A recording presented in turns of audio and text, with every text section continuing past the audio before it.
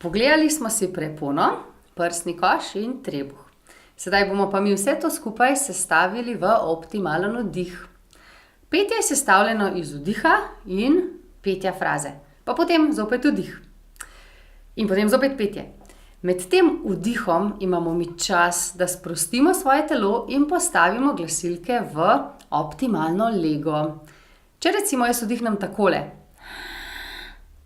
se moje glasilke postavijo malo previsoko in moje telo je zelo, zelo zakrčeno, zato težko pojem sproščeno preko celotnega razpona.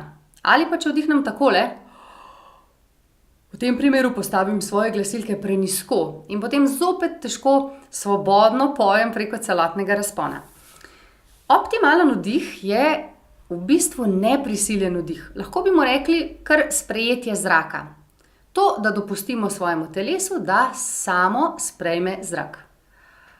Kaj pa za to potrebujemo? Za to potrebujemo 3 stvari. In sicer prva je sproščena spodnja čeljustnica. Če je naša spodnja čeljustnica zelo zakrčena in zategnjena, potem telo ne more sprejeti zraka, a ne?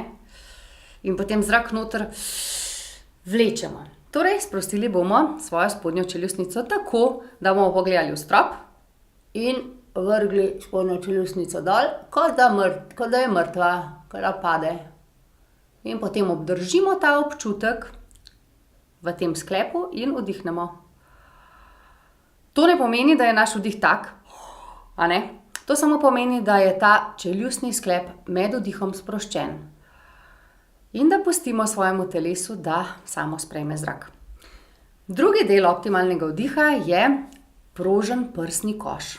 Torej ta premik reber, o katerem smo se že pogovarjali, da grejo rebra med vdihom gor. Kaj se s tem zgodi? S tem nam rebra pomagajo tudi, da se naš prsni koš poveča in se zrak veliko lepše razporedi v naša pljuča. In potem tretji del optimalnega vdiha je pa naš trebuh. In sicer, da je trebuh mehek, da gre trebuh med vdihom malce ven. Zakaj? Zaradi tega, ker med vdihom se prepona usloči, se skrči, pritisne na organe in organi pritisnejo malo trebuh navzven. Torej trebuha ne bomo krčili, ne bomo ga stiskali, ne bomo ga pritiskali ven, ampak samo pustili, da gre sam malce navzven.